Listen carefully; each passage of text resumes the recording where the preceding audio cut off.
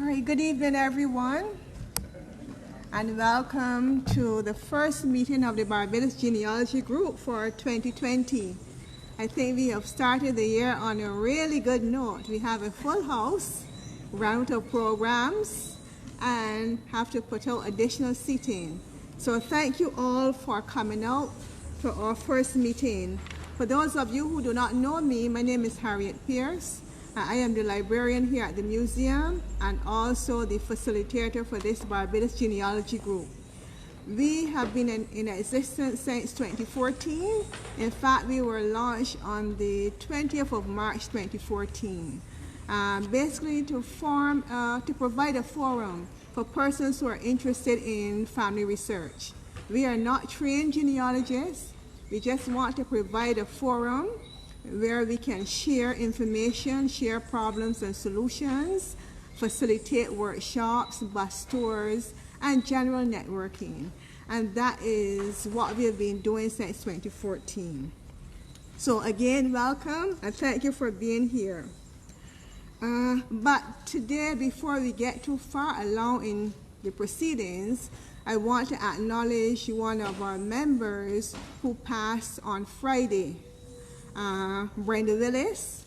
She was with us from the inception, 2014, always there on our bus tours, workshops, our meetings, and always offering a word of encouragement. So I think that we can begin this evening by just standing and having a moment's silence in her memory.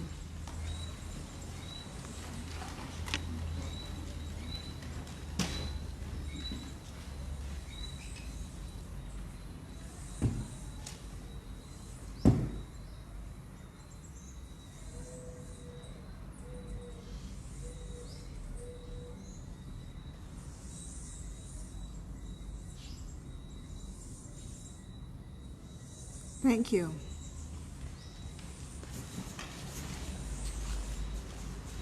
As usual, the executive of the Genealogy Group have been busy planning a wonderful program, a comprehensive program, and today's proceedings is just the first item in this year's agenda. So without much ado, I want to invite Dr. Stafford, Patricia Stafford, to come up to the podium and introduce this evening's speaker, Dr. Inniss. Pat?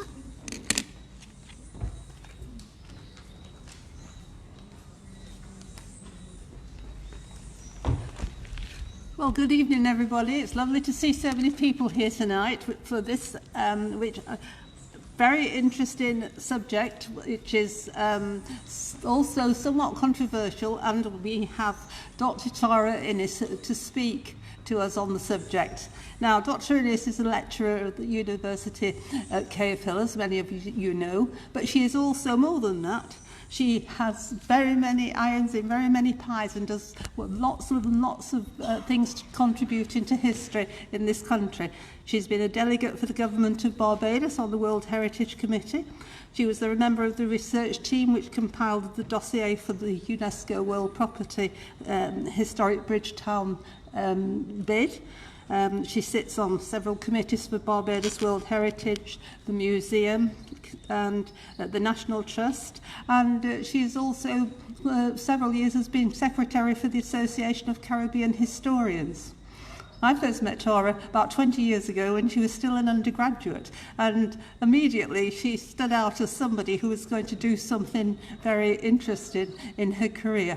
And I am so pleased to see since then she's done a doctoral thesis on children enslaved children, which I think is where she was first stimulated to take an interest in medicine. She had a split-site Commonwealth Scholarship when went to Manchester and looked into the history of medicine and started teaching it. She's done a diploma in international relations, and as I have just said, she has done so much for Barbados. So tonight, I am really pleased to welcome her to talk to us on the subject of who do we think we are?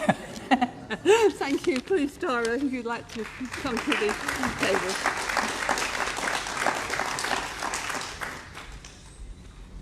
Thank you, Pat, for that very warm introduction. I'll just say the title again. Just who do we think we are, the front line and fault lines of genealogical DNA testing in the Caribbean? I want to thank Harriet for inviting me, but also the members that are assembled here of the genealogy group, because it was your willingness to speak to me about your experiences or non-experiences with DNA testing that formed the basis of this paper. And I kind of want to have a disclaimer, you know, like these tests often have many disclaimers. I'm not an ethicist.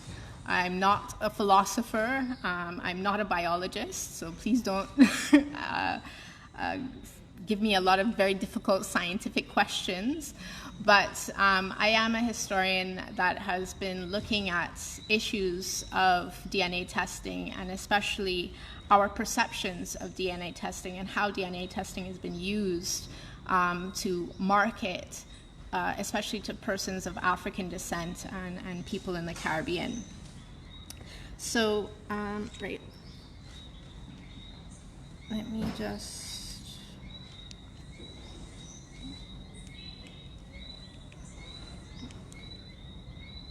Okay, Harriet showed me how to advance it, but it's not advancing, so, right, okay. So in March 2004, hundreds of men of African descent were hand-delivered a letter from investigators in Operation Minstead in the United Kingdom. Police detectives were asking so-called volunteers for DNA samples for elimination purposes, as well as building a database in their hunt for the Minstead rapist, a serial gerontophile. However, 125 men refused to submit to the testing, saying that the request was discriminatory and breached their human rights. Police used intimidation to coerce the men with accusations that their non-participation could be construed as suspicious behavior. And the case proved to be a controversial use of genetic testing using familial DNA techniques, which drew on an expanding database of genetic samples built by the UK police since the early 2000s. It was thought that by getting samples from Afro-Caribbean men, familial or ancestral DNA could be used to pinpoint the precise origins of the assailant. The case demonstrated several failures in police investigations, but it is best known for its controversial application of this type of testing to profile assailants and their alleged communities. This technique failed to provide conclusive evidence that would identify the suspect, and in fact was a costly blunder that violated the rights of Afro-Caribbean men in the UK. Some 5 years later, in 2009, the Barbados Museum and Historical Society, in collaboration with the National Geographic's Genographic Project, randomly selected 100 individuals to participate in a project to learn more about these ancient ancestors. In speaking with some museum officials, some participants and non-participants did raise questions about how the information was going to be stored, used, and communicated. But overwhelmingly, a number of Barbadians embraced the project and applied to enter the selection process. While here, directors for the project gave standing room only lectures about the process and the project generally. Unfortunately, although the individual results were communicated to some participants, there seems to have been a very little follow-up about how the information was going to be used in the larger project, leaving some participants unsatisfied with their participation in the study. The two above cases demonstrate how Caribbean-descended persons, and especially those of African descent, are increasingly being solicited for their genetic information for the purpose of genealogical or ancestry research.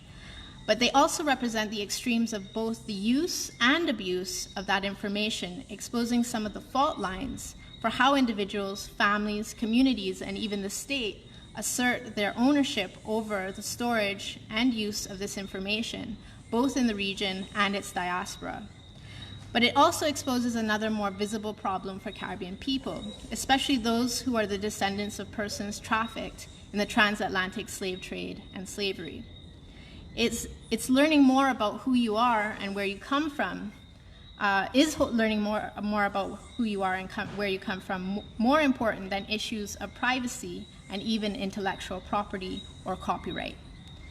These are the people who are at the front line of marketing or of genealogical and medical testing kits. African-descended peoples, and in fact all people who have been survivors of the colonial trauma of genocide and forced or coerced migration, are vulnerable in that they want to know an unknowable past, but they have few means to access it. And the promise of this testing is that it will help to unlock that door. But does it? It is the focus of this very early research to investigate if or how Caribbean people reconcile the multitude of questions that arise with genealogical DNA testing.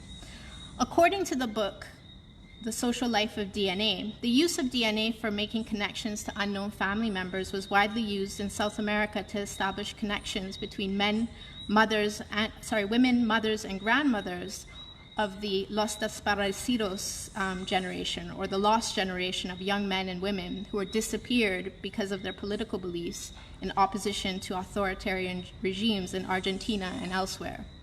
It was also used to establish familial connections to the children of political dissidents who were adopted into families who were loyal to these regimes as forced assimilation and a tactic to break up families and communities, which continued to create opposition. Although the techniques refined in this process provided survivors of this trauma with some means of reconciling the past with the present, the science has now developed into a multi-billion-dollar commercial enterprise, often offering individuals and families very similar results. Consumers can purchase the most commercially available genealogical DNA test kits, such as Ancestry DNA and 23andMe online. Consumers provide saliva samples that are sent to regional laboratories for analysis. Both tests use autosomal or non-sex cell DNA testing. Both brands test across points in the sample genome. And in the case of Ancestry DNA, this test only reveals results for genealogical purposes, while 23andMe markets itself as providing both medical and genealogical results. The results represent an analysis of the frequency or the incidence of certain genetic markers that may be representative of ancestral, but more likely contemporary. And this is something that I don't think people are aware of. You cannot capture in DNA today an ancestral genome. You're only really capturing genetic markers that are available today of all of the people who have been tested from one period to the present. However, the analysis of the results is based mostly on each company's access to its own or shared databases and that are reflective of the time and space in which samples are collected. However, companies increasingly regard their testing, analysis, and sample databases as proprietary, so some of the techniques that are used to collect and store this information are not always divulged to the public. When you provide the sample, even if you request it to be destroyed afterwards, it becomes the property of the company. You may own your DNA for your lifetime, but that sample or the information derived is theirs forever. And since that sample is representative of your relative's genetic information, the company owns that as well, even if family members did not provide consent. Voluntary DNA analyses have become almost akin to a right for serious and not so serious family historians to undergo so that they can seemingly unlock a myriad of information from their own genetic samples to help them on their journeys to reveal anything from ethnicity or ethnicities to lost family relations. As with almost any question that utilizes the human genome, this journey can or should be fraught with ethical dilemmas that are not often anticipated by consumers. For example, online support groups have been established for a number of people who purchased these tests and took them, only to find out that one or more of their parents was not biologically related to them, even though they believed them to be all their lives. On one Facebook group with more than 1,000 members, which is called DNA NPE, and NPE stands for a non-paternity event. So it's called DNA NPE Friends. And recently, a number of 23andMe consumers were dismayed to find out that the pharmaceutical giant GlaxoSmithKline had recently purchased shares in the company, and the data that it had amassed from test takers, prompting further consideration of the idea of privacy when Big Pharma enters the corporate domain of genetic testing, with access to not only the consumer's DNA profile, but also that of family members who did not give consent in taking the test. I just wanted to play this one video. Hopefully it will come up.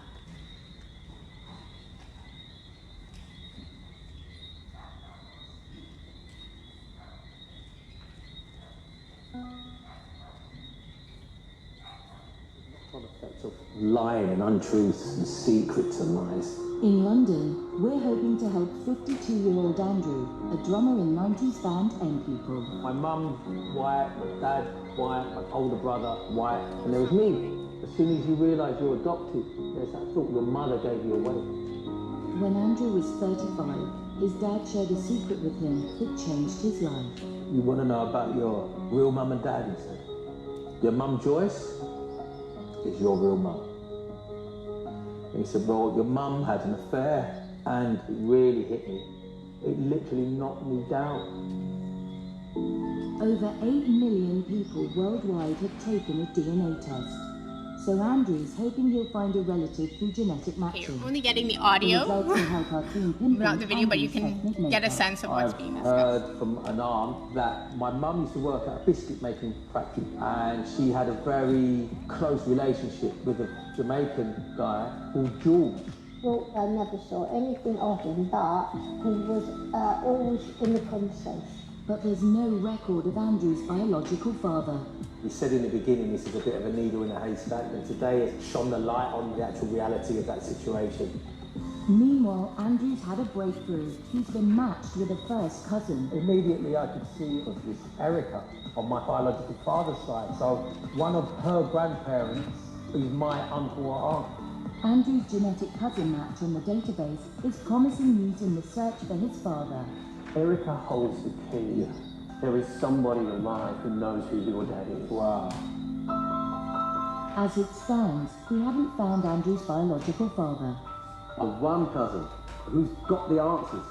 At this moment, she's refused to reply. I know how this affects families, so I have to be patient with her. And also, I'm confident that there'll be another cousin, there'll be another half-brother, possibly half-sister. See my name on the list and they'll contact me. With such complex and emotional issues, we clearly can't tie up every loose end. But for Andrew, at least he's able to piece together a picture of who he really is.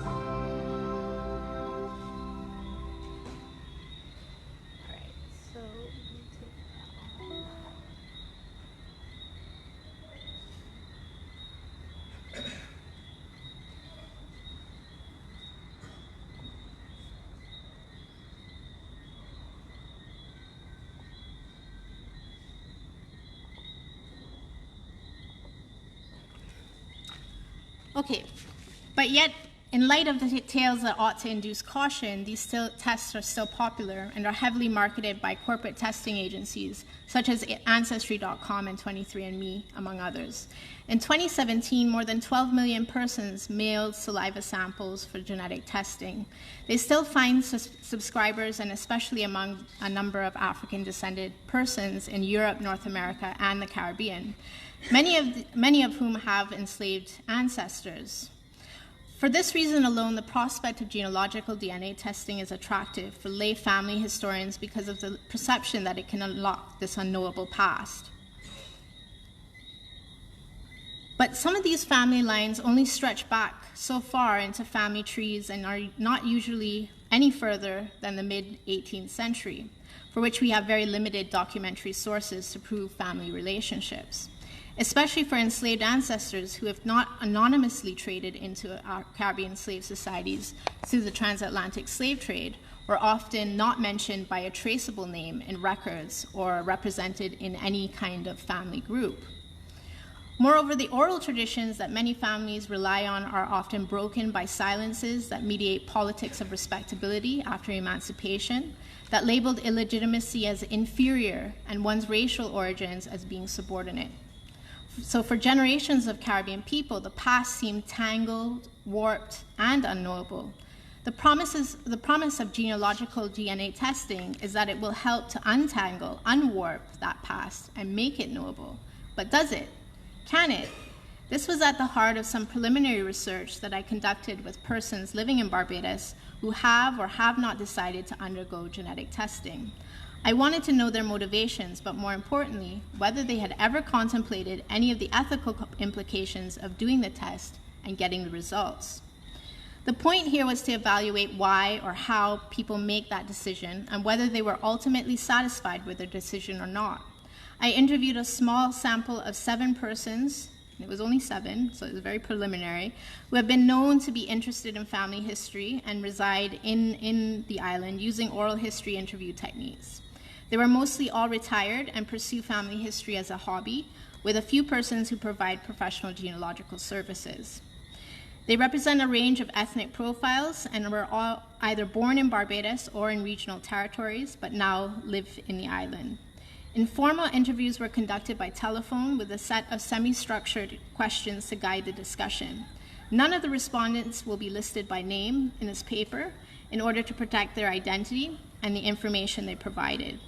I was not interested in the specific results of the DNA testing, so none of that information is shared in this research, even if respondents provided that information voluntarily or even spontaneously. One in-person interview was held with a UWI campus-based biologist who is familiar with DNA testing methods so that he could share some perspectives on that process as well. With the exception of one respondent, all of the interviewees who did a genealogical DNA test did the popular Ancestry DNA test, which currently retails for about $99 US. One respondent did the 23andMe test, which although markets itself as a test that can be used for genetic screening for certain medical conditions, also references its own genealogical database. One respondent has not done a test, but may reconsider if there is an availability of a test locally that is African-focused. Since these tests are not available locally, all respondents who took a test obtained this test through the mail in an overseas jurisdiction in either the US or the UK. Most completed the test while overseas while using their diasporic connections, or they completed the test locally but had somebody mail it upon return overseas. Currently, both companies do not offer shipping to or from Barbados. Ancestry DNA is currently available in only 36 countries, while 23andMe is available in 43 territories. 2 respondents received the test as gifts, while the others opted to do their test on their own volition. All of the respondents were interested in their family histories prior to taking the test, so they were predisposed to thinking about how the test could assist them in finding out more information. When asked how far they had been able to go back into their own family histories using conventional archival methods and or existing online repositories, most of the African or Indian descendant respondents could go back as far as the late 18th century to the mid-19th century, while one respondent was able to go back into the 17th century. This is not surprising because the records that are mostly available for enslaved ancestors comprise the slave registration records, which began several years after the abolition of the slave trade in 1807. They are limited source of information for many reasons, but primarily because naming practices for enslaved persons tended to be uneven across the period, and the kind of information reported from the registration period to the next, is inconsistent, as is the information collected for each territory. However, some researchers find some success using these records. Plantation records, wills, and deeds, and some other records for free and enslaved ancestors do exist in the 18th century, and even before, but these documents are rare and difficult to put together. With the exception of some records, most of these are not available online, and it was very interesting in the research how many people depended on online repositories to get their information through these traditional means. All of the respondents were familiar with both free and subscription online genealogy resources such as FamilySearch.org or Ancestry.com, as well as a number of other sites. while only 2 of the respondents said that they used them exclusively. It is worth noting that all of the respondents said that having access to online records greatly assisted their search and was more convenient than trying to find similar records in local archives. So that's just a little tangential piece of the research that people want online sources. This is also important because many of the respondents became aware of genealogical DNA kits through these services or in chat rooms or by television commercial. Most of the respondents are members of the local genealogy group administered through the BMHS, and some are also members of social media groups dedicated to Barbados or Caribbean genealogy. Another observation that was worth analysis is the fact that, with the exception of one person, all of the respondents who had taken the genealogical DNA test had decided to take it with family members. Quite curiously, I asked why, since it kept being reported, and one person said that it was a way for them to confirm the results. When I probed further, they said, I wanted to know that we would turn up as related, as brothers and sisters, which indicates that although they were curious about the test, they were still dubious about the veracity of the results. One respondent said they wanted proof that it works. In their own way, they were setting a control for the results, which I found was very interesting. Very few respondents had ever thought about issues of intellectual property or copyright or of privacy regarding the storage or use of their genetic information prior to doing the test. The one respondent who said that they had not yet done the test said that although they did not have an opinion on the matter, they had concerns. They said, I have to query everything that comes out of the US. When asked why, they meant that they were not willingly going to hand over their genetic information to corporate America. This was the only real doubt expressed prior to doing the test that I encountered in doing my research. Most had never thought of it at all, but some had thought about it after taking the test and getting the results. Responses ranged from caring more about the intellectual property of the results or family tree information yielded than from the results to starting to have an opinion about all issues, to having about caring or not caring how the information was used. So this was very interesting in the research. People were more interested in the intellectual property around the family tree that was created, not necessarily on the genetic material that they donated. Virtually none of the respondents had done any prior research about the test that might have helped them to form decisions about it and what the results meant. Since most of the respondents completed the Ancestry DNA test, they were mostly concerned with the genealogical information that the results yielded. In the case of the 23andMe respondent, they had received both medical and genealogical results. And although in hindsight they expressed that they were more interested in genealogy than the medical results, they more or less accepted the health-related results and were grateful for the awareness of such issues. However, since reading about the recent takeover, and this was last year, of 23andMe by GlaxoSmithKline, which I had mentioned earlier, they had become increasingly aware of privacy issues. At no point were any of the respondents was there any grave concern expressed over medical or health-related privacy at all. Very few queried any further once information was received. At least 2 respondents clearly stated that if medical data was harvested, they were not concerned. This is also interesting in light of what has happened. I think even today it was reported 23andMe, after experiencing a boost in its market share some years ago, just last year, because it was moved over to GlaxoSmithKline, they've now reported that they've had to let people go because so many people have decided not to take their test. It was just reported in the media today, quite interestingly. It shows that people are running away from these genealogical tests or medical tests that have anything overtly to do with medical testing. That information is going to be going to insurance company or a pharmaceutical company. But responses about privacy issues concerning resulting DNA matches were more nuanced than anticipated. Both Ancestry DNA and 23andMe offer clients the ability to see probable DNA matches based on their results.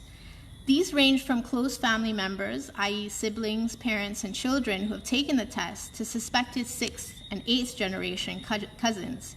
In this way, close family members who turned up as matches were anticipated and were seen as a source of relief that the test worked.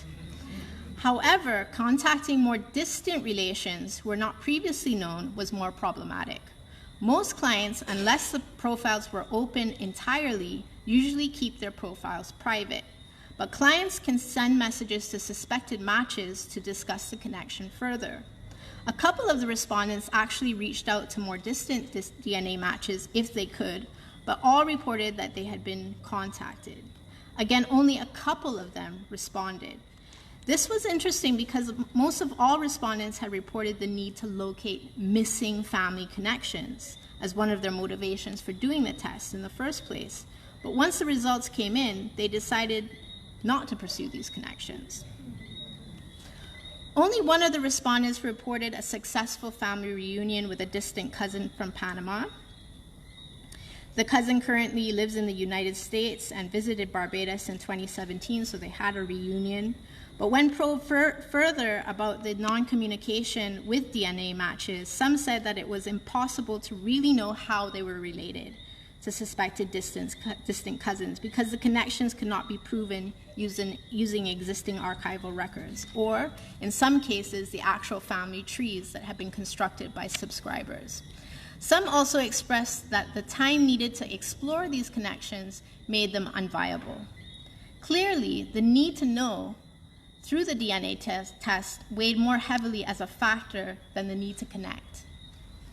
This observation is interesting because according to Dr. Brown, that biologist from UWI, the one thing that these DNA tests do very well and accurately is tell you to whom you're related. But yet, this ranked fairly low on their priorities for the information yielded from the results. So more people decided not to pursue these connections, even though they were revealed to them. And that was very interesting, and I'll share an experience that I have myself a little bit later on why that might be. Another question that was asked revealed that few, if any, of the respondents were familiar with the science behind the test, or precisely what the results represented. Even in the absence of detailed knowledge, however, respondents appreciated the limitations of the analyses, especially based on ethnic profile. They demonstrated some knowledge of sample size from representative ethnic groups based on how many genetic samples were gathered for specific geographic areas, and at least one respondent demonstrated knowledge of the need to get the genetic profiles of close male relatives to understand more about the X and Y chromosomal genetics. However, they all acknowledged that this lack of understanding did not negatively impact on the value of their interpretation of the results. It seemed to be something they acknowledged was fluid and open to interpretation over time. At no point did any respondent openly question the results they received. It was more something they put in their back pocket, like a carrying card. All of the respondents who took a genealogical DNA test reported a high degree of satisfaction with their decision to take the test and the results. Although many said that it had not revealed anything new or unknown to them previously, it did confirm that they had known what they had known, which was considered valuable.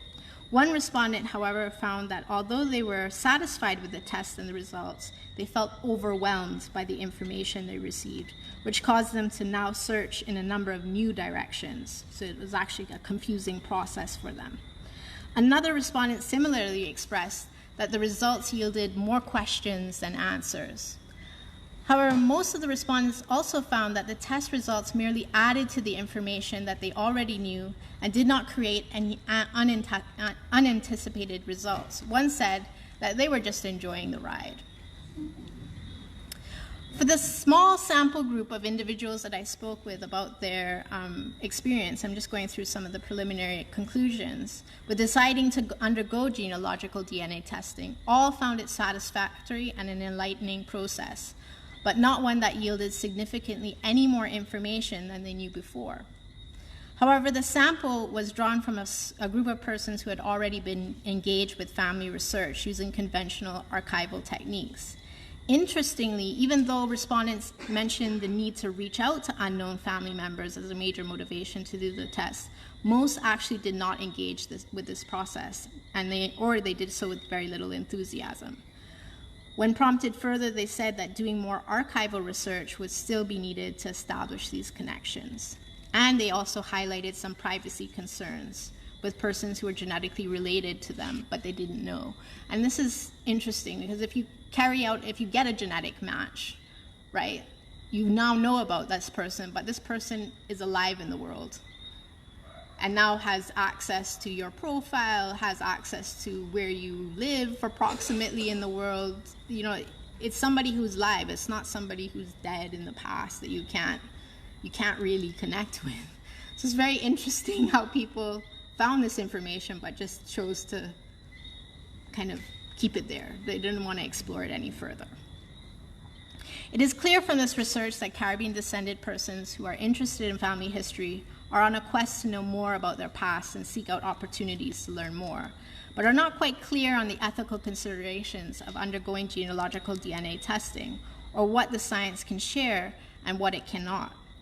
However, this is not to suggest that persons who are desirous of this knowledge should not undergo this testing, should they wish to, since it provides descendants of peoples in the region with fragmented pasts and unknown branches of family trees a little more knowledge and perhaps security in knowing more about the unknown, and possibly even the unknowable. But the research does suggest that subscribers to genealogical DNA testing make themselves more aware of the process of how their information is being used, stored, and shared, so that they are more comfortable with their decision prior to doing the test.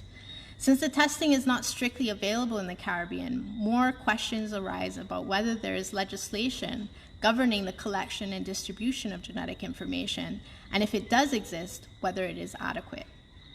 It also opens some other ethical questions that are worth exploring, some of which have only recently become an issue. For example, how ethical is it to market these tests and associated services aggressively to African-descended populations? And more importantly, is there an implicit layering of trauma being perpetrated on intended consumers? Ancestry.com recently had to pull an advertisement depicting what appeared to be a 19th century interracial relationship between a vocal white man wishing to escape with his almost silent non-white consort to the north in the US. Critics immediately felt that the advertisement was whitewashing a very well-documented history of rape and abuse perpetrated by white men against non-white women, while also perpetrating the myth of white saviors and passive non-white women. Moreover, how ethical is it to keep repositories containing an archive of pain and trauma for the descendants of enslaved Africans behind a fee-paid firewall? This is a part of the unknowable past, and yet African descendants have to pay for access to information that is now the intellectual property of commercial repositories. Whose archive is it really? I did not ask respondents about their specific individual results, but some of the concerns shared by scientists, ethicists, historians, and anthropologists suggest that we must be very wary of the deep roots of genetics in the study of eugenics and race-making in science. The analysis that determines ethnic profiles based on representative sample groups can range from inaccurate to misleading to deceptive. This is an element of commercial availability of the test that does require careful explanation for consumers. Most respondents did not feel that they had enough scientific knowledge to understand the testing process or the analysis that yielded results. So what was very interesting is the place of science in our general education as a society, as people. How do we understand even the things that we're consuming, that we're buying? Preliminary research suggests that as Caribbean-descended populations become more interested in their family histories and genealogy, that they must also find guidance in more public and open debate about the limitations of research, and especially of genealogical DNA testing. Currently, the commercial imperative to provide answers for consumers of this technology seems to only guarantee more questions. And that's where I end-ish. So you might wonder, did I do the test? And in fact, I have done the test. I have done an Ancestry DNA test. I thought about it a long time before I actually did. I remember in 2000, I can't even remember the date that I said, but when the Barbados Museum had brought, and I really contemplated it at the time, and I decided that I was going to wait a while, and I think I waited 12 years to do the test, and I finally took the plunge because I wanted to know, and I think that's what people do. They just want to know. And in fact, the results that I have had, the best thing about it has been actually making that connection to a lost family member. My great-grandfather went to Panama. I know that he had a whole other family there, and I've recently, only in the last year, reconnected with, that would be my third cousin. So my father and her father are first cousins. And if you've seen on my Facebook page, the resemblance between these two individuals is awesome. If I can pull it up successfully, somehow this got a little mirrored. Let me see if I can pull it up.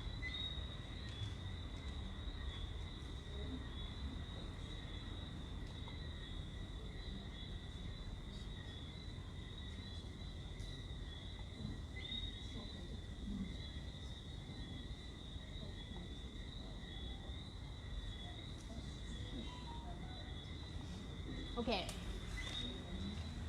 so on your left would be my father's first cousin. On your right would be my dad, and the young lady below is my third cousin. So his child. I mean, the resemblance is just amazing. But one of the reasons why I didn't kind of make this more public was at the first is because I didn't know this person. She was living in North Carolina. She had these Panamanian relations. I didn't know her, so I didn't make that connection right away. It took a little time to build a kind of relationship and to correspond, and now we correspond fairly frequently. I've sent her publications from the museum. She wanted to know more about this Panama migration from Barbados and St. Lucia, where our great-grandfather was from. But it's so interesting to me that we want to connect, but not, even with this research that is being done. So I would be very willing to take your questions now if you have any.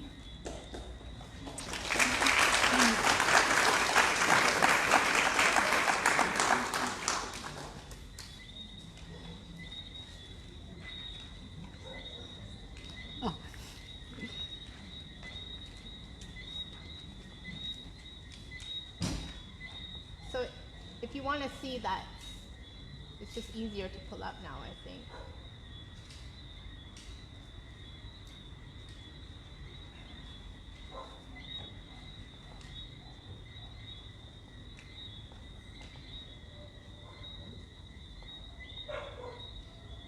I think this is very interesting here too.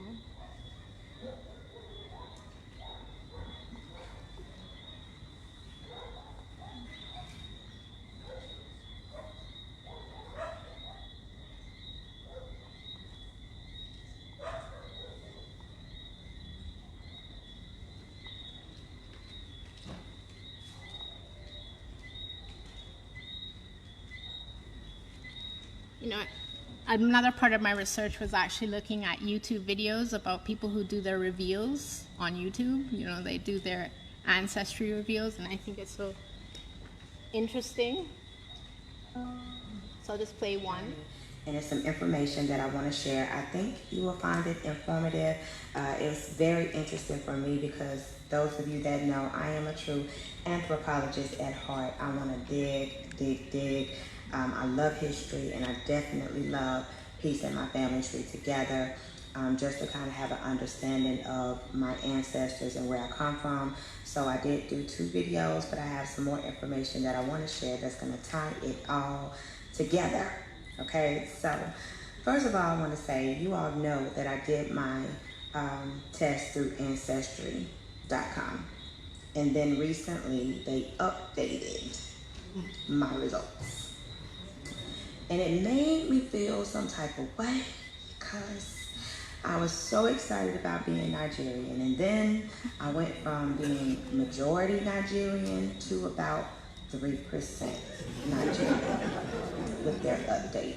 And I couldn't understand it, but as I started researching it, it actually made more sense concerning the rest of my ethnicity. And and it also shows that there was a lot of intermarrying between those from Benin, Togo, and those from Nigeria.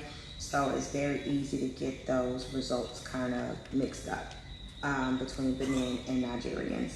So after they updated their panel, they found out that I am indeed majority Benin, Togo, and not Nigeria. Okay, so with that being said, I decided to do some more research to find out. So it's very interesting in that clip, her interpretation of the results. And I don't know if anybody else has received any of these updates that you get as the sample size grows. It changes your percentage. And it's interesting when you see these reveals and they go, but I connected with my Ghanaian roots and now I'm not Ghanaian, you know?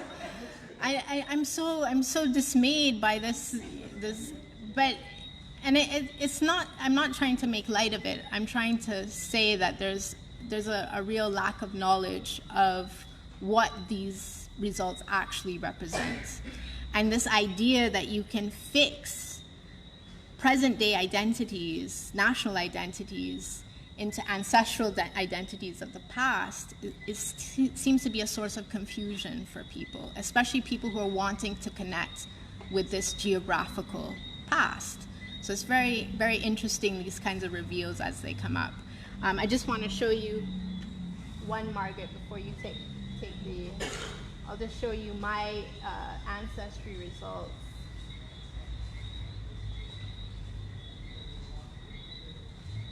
So this was my profile, I think my profile from when I first took the test in 2016 to 3 years later.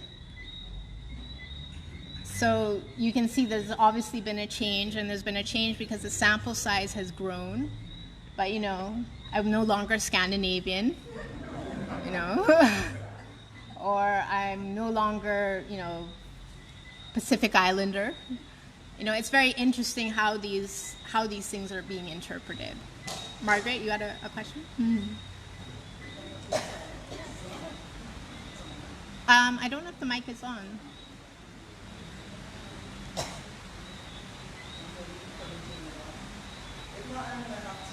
Yeah.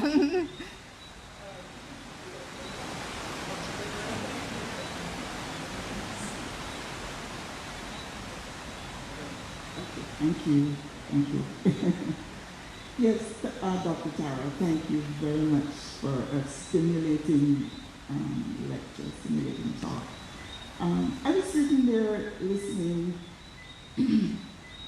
having just come from reading Seamus Heaney. He's an Irish poet who won the Nobel Prize for Literature. And I just came from reading his Nobel Acceptance Prize just now. And I'm sitting there listening to you and wondering, I don't know whether you can answer this or anybody else in the audience, but wondering, what is the context for a search for personal family appears to need far, far larger connections than blood, than family, finding my family. So I was wondering about that, and if you could speak to that. And the second thing is, two more disturbing things. One, we have an enormous problem in the Caribbean of incest. And what might this mean for something like that? It's in all the countries in the region. It's child care departments report that the numbers are underreported. So I wanted to, and the final thing is, I was also sitting thinking about the fact that people who got results did not follow up and do what it is they said initially they wanted it for. And I was thinking whether there isn't a sense of, in the world that we live in right now, we're becoming more and more like what you see in America in the, what do they call them, the wars, the wars of between companies that own those holders of people's lives. Right. People, you just buy things, and then you have so many things. You have the storage wars, and then you have to store things, right? And I was wondering the extent to which that also doesn't fit into that particular set of acts. All right. Thank you. I don't have my pen, so I didn't write down all the questions. But to answer your first question, I don't know if I'm going to answer it directly, but I think it's very interesting. It would be almost another part of research. How do Caribbean people record their family trees that is different from how other people record their family trees? So, for example, in my family tree, I have non-blood family members that I've traced their ancestry, because at some point we all knew each other in the past. When was that past? And very often what you're finding is that these social networks are occurring from generation to generation. So you don't know how you're related, but you are. And I think it's not typical, like I think your typical European family tree would be, Sam begot blah, blah, that kind of. It is actually finding people who are in your family that might have a slightly different relationship to you. So even a non-consangual relationship. So I think that might be interesting. I don't know if that will bear out in research, but it could be that. I don't know if I answered your first question, but that's what I was kind of thinking as you were saying that. The question of incest, and in fact, any offspring of a potentially abusive relationship might be very difficult to encounter. Especially in these kind of ancestry, biological connections that are made. And you kind of get an insight with that, with those NPE, the non-paternity events, that they're not, these are not benign encounters, that they actually do have they're problematic. And certainly with incest and even child marriage and the age at which children were having children of their own, would reveal some very difficult conversations to have. So that's why, as a historian, I love that people do their family history. It connects them to their past. It connects them to the wider Barbadian context. But to do that without having the connection to the context, so to do the family history research, it wouldn't do enough for me as a historian, but I suppose maybe it does enough for some people, just to know what the family connections are. But, there's this assumption that it's all neutral. And it's all, it's love is love. It's not going to be that way if we look at our past, All right.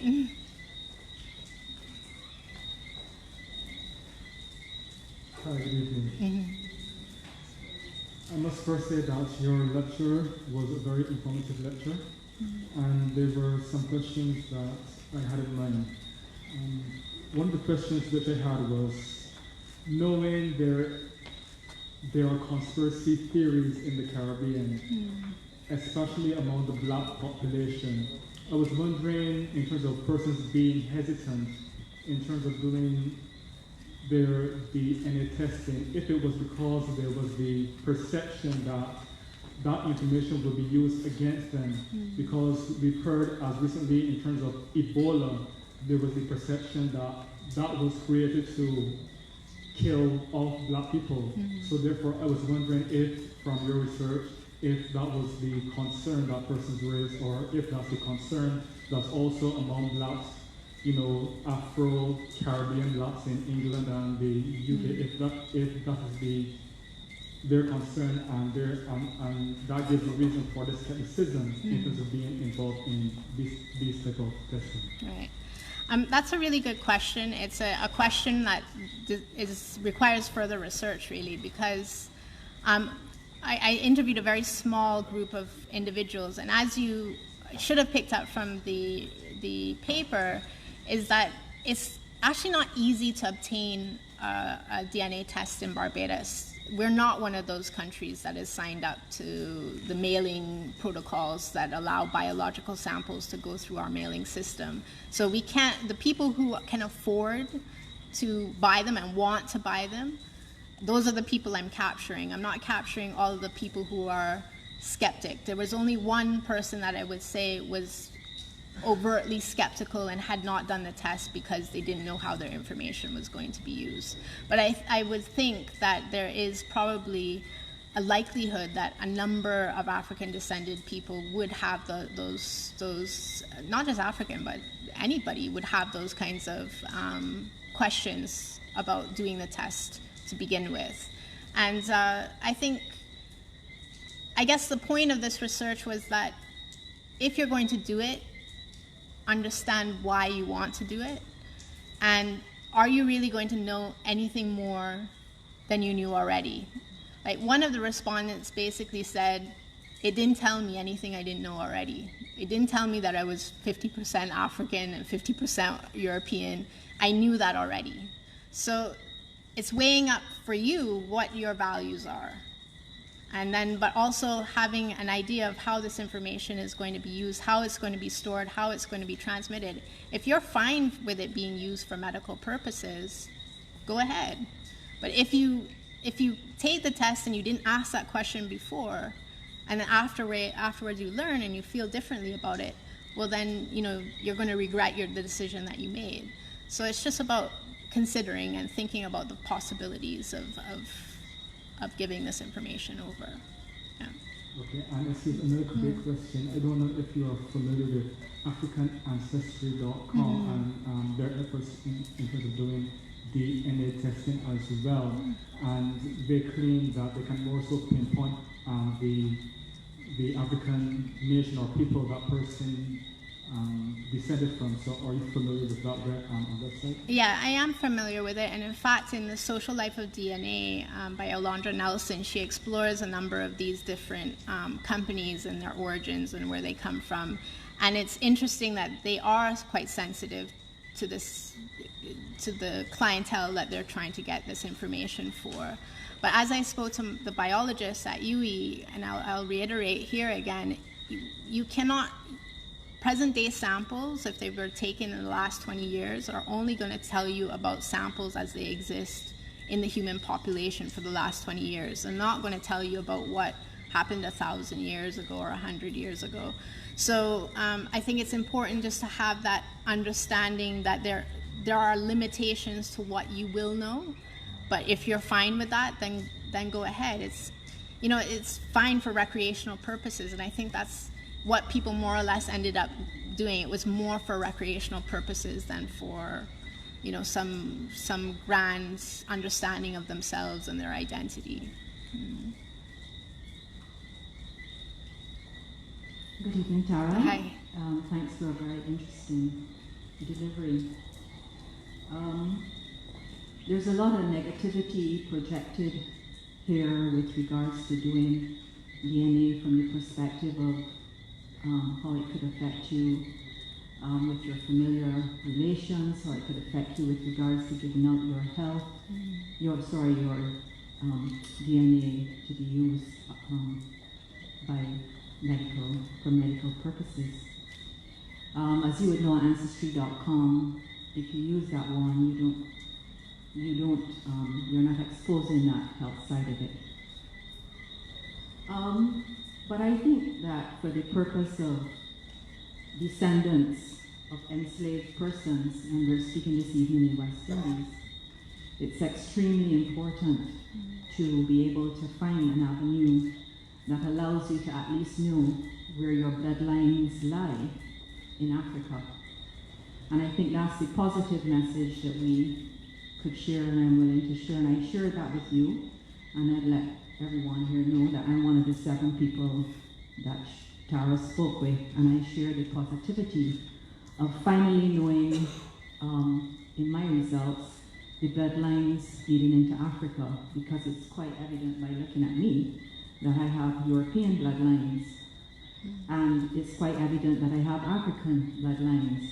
But on the landscape of Barbados, we tend to know that they're English, Irish, Welsh, but we've always heard about perhaps a lot of the persons came from Ghana, a lot of the persons came from Nigeria.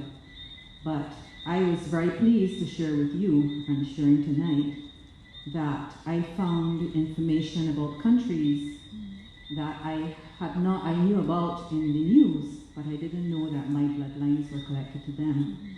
And I think one of the most positive things is that it allows individuals who have that interest, who are present here, through the fact that there were so many persons enslaved and brought to the Caribbean, 10 million or so. Yeah, 13.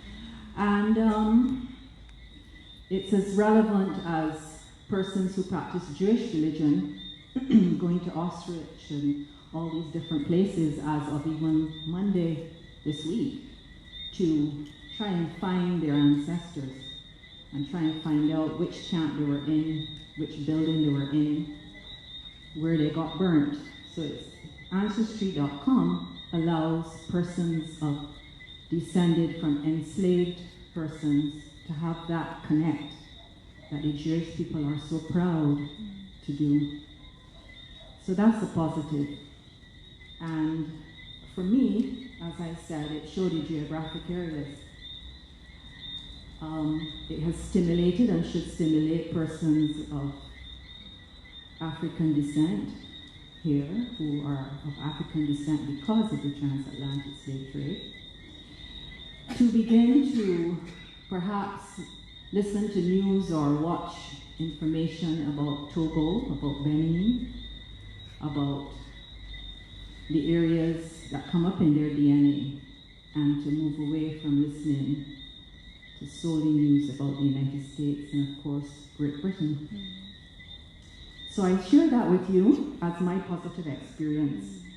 I didn't see that highlighted in the paper, so I guess it was not of so great importance. No, The other thing was that in your paper, you said that you spoke about slaves registered on plantations on the registers, but the majority of persons on those registers are owned by individuals and not by enslavers on plantations. The other important thing is that the information reported on those registers is in chronological order, and the names don't change. Yep. For 17 years between 1817 and 1834, when those registers were done, if you find Tom, 40 years old, owned in 1817 by Mr. Butcher, you can trace Tom all the way down to 1834. You can trace whether he sold him, you can trace whether he gifted him, or you can trace whether Tom died. So they are chronological. The other thing is that there is consistency also in the territories. I have spent 2 years dedicated to the slave registers, to researching on the slave registers. I do it every week. I have had to examine islands outside of Barbados. Recently I examined some in Sick Kitts, and they even gave the nationality of and the area in Africa of where the enslaved person is from. If they were Akan, they were Coromantee, and it's very important. If you move your information from the slave registers to the Moravian Methodist baptism books to the period when baptisms were going on of enslaved persons, you will see on those records right on Ancestry.com or FamilySearch.org, you will see also the ethnicity beyond African. The Methodists and the Moravians in Barbados wrote what nationality the person was if they were African, i.e. born on the coast of on the continent of Africa, as opposed to born in Barbados enslaved, where they will be stated as Barbadian. So all of this ties into having your DNA done, because if you happen to be somebody who has an ancestor on one of those Moravian or Methodist records and it says Korananti, and you do your DNA and it says the country, you can actually touch your ancestor. It's a very moving experience. Thank you. Right. And there's a lot of positivity in it. Yeah.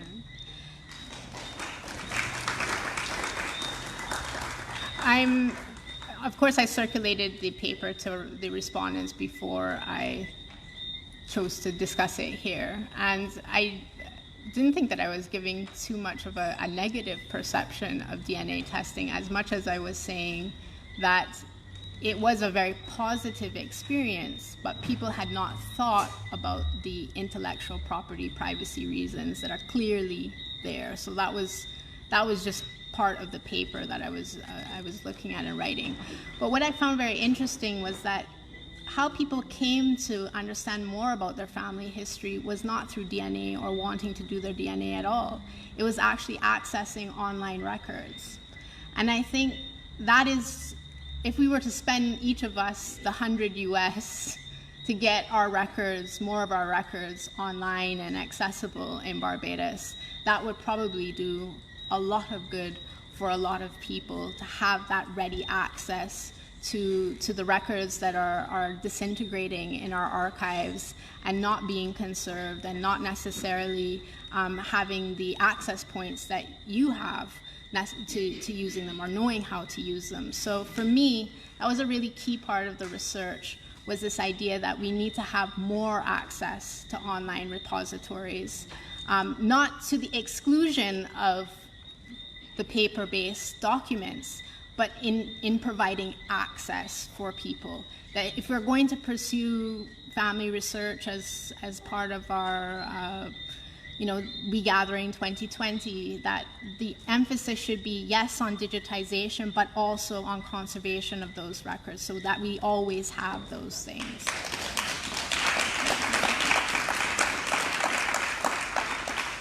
So I don't know if there are any more questions, but if there are not, I'm looking for Harriet to say yay or nay. We're finishing up.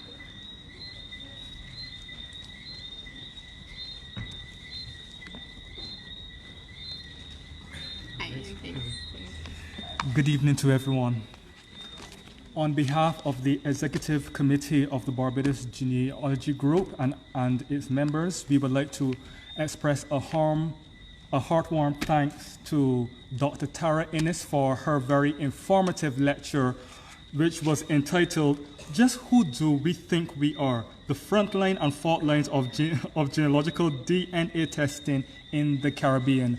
So as we have picked up from her lecture, there are some concerns that persons have, and these might be the same concerns that you might have. So you must weigh the pros and cons. You must analyze and see, is it worth it? And from listening to Dr. Tara Inniss, it seems that it is worth it, and that we should also pursue those connections, that pursue those persons that we might find are connected to us one way or the other through these various DNA testing sites. So once again, I would like to thank Dr. Tara Inniss again. So please give her a round of applause. Okay. And just to inform persons of our next upcoming lecture, which will be held on Thursday, March the 19th at 6 p.m. at the Barbados the Barbados Museum and Historical Society. Yes, the featured speaker will be Mr. Sabir Nakuda, and he will speak on the Muslims of CARICOM. So that should be a very informative and insightful lecture. So you can look forward for our next lecture, which is scheduled for Thursday, March the 19th, 2020 at 6 p.m. And at this point, I would end and I would inform you that there are refreshments to the back, and they were provided by Mr. Richard Odell, and Linda Lewis. So you are free to partake. Thanks very much for attending this evening's lecture.